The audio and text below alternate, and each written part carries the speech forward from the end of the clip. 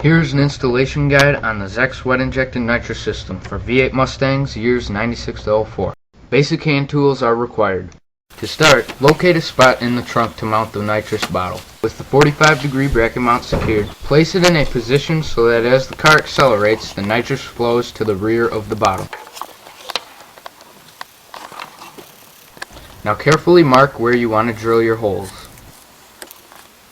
Once you have marked all 4 holes, go back over them and put an X right where you want to drill the center. Use a punch to ease the process of drilling. Drill all 4 holes using a 5/16 drill bit. Be careful not to puncture the gas tank. Set all 4 bolts into place. Lay the carpet over them and mark the carpet where you can feel the bolt heads.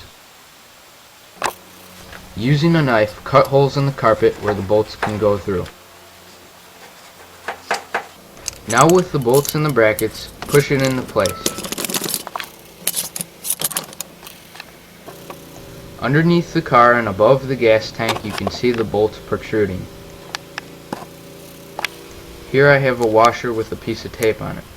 And here is a homemade tool I will use to fasten everything into place. After taping the washer around the bolt, I use the tool to hold the nut. After fastening both brackets, make sure they are secure. Now we can install the nitrous line. You can run the line through a drain plug. Remove the plug and cut an X into it.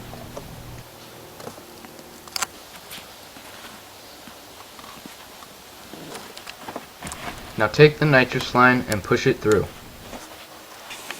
Now put the nitrous feed line through the hole. Pull the line through while leaving enough inside of the trunk to attach to the bottle. Here I ran a straightened out coat hanger through the engine compartment to the underside of the car.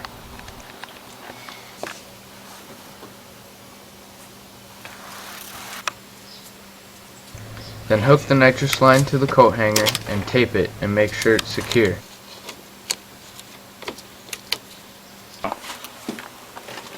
Pull the nitrous line up into the engine compartment. Using zip ties supplied with the kit, secure the line under the car.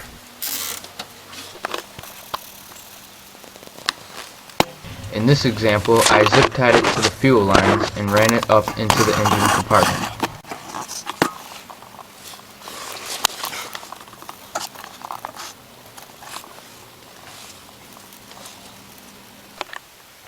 Next, we will need to mount the nitrous management unit.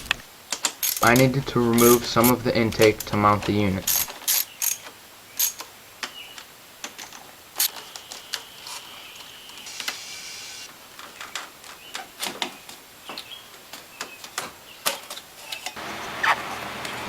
Here is the spot where I decided to put it.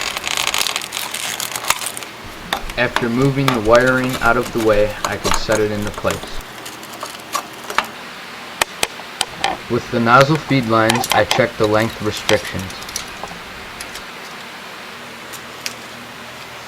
You can supply fuel to the unit from the Schrader valve on the fuel rail, or you can go to the fuel line.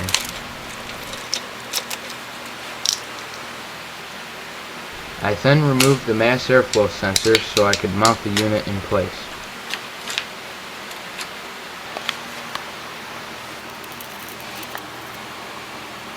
Make some marks where you want to drill.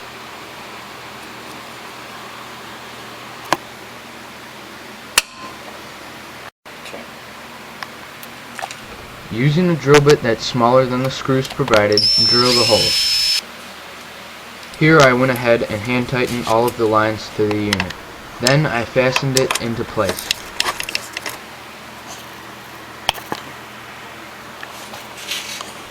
Next, I put the intake tubing back into position so I could find a location for the nozzle.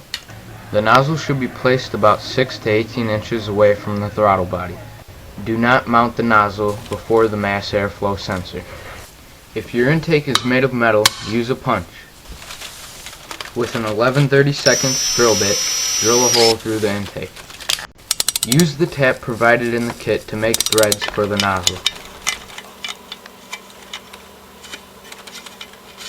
Once the nozzle is hand tight 90 degrees from where it should be, use a wrench to tighten it the rest of the way.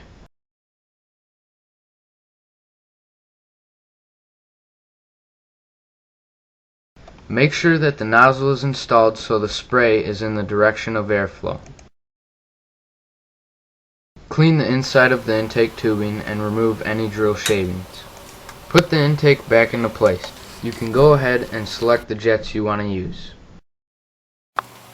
It is very important when installing the jets that you do not get them mixed up. The fuel outline on the unit should go to the fuel port on the nozzle with the jet in between.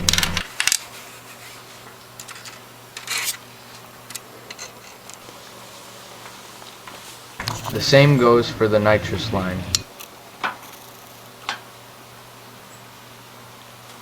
Tighten all connections on the unit as necessary. Tighten the lines on the nozzle as well. Then I put the mass airflow sensor back into place and tighten down the rest of the intake.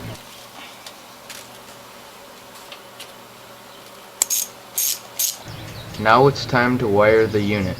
The black wire is for a ground connection. Crimp on the necessary connector and make sure it is tight. There is a ground connection near the hood hinge on the passenger side.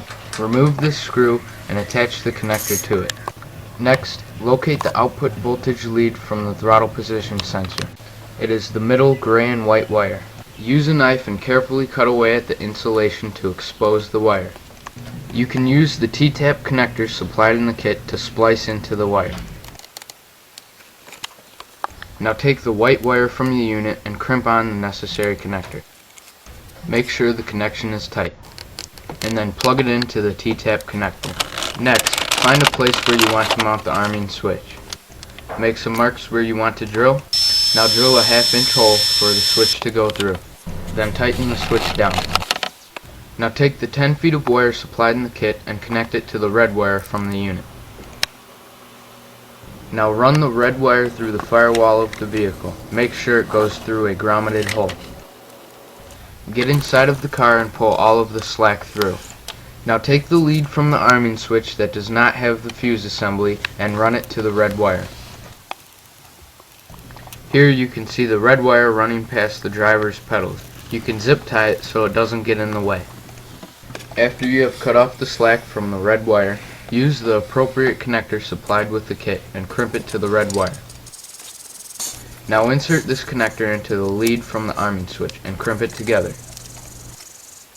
Now take the lead from the arming switch that has the fuse assembly and you're going to attach it to a 12-volt source. With the extra wire that I cut off earlier, I attached the switch to the battery. Using a necessary connector, attach it to the red wire. On the other end, crimp on the connector that will plug into the arming switch. Then plug it into the lead with the fuse assembly to connect it to the arming switch. Now connect the other end to the positive side of the battery. You can do so by putting the screw through the connector.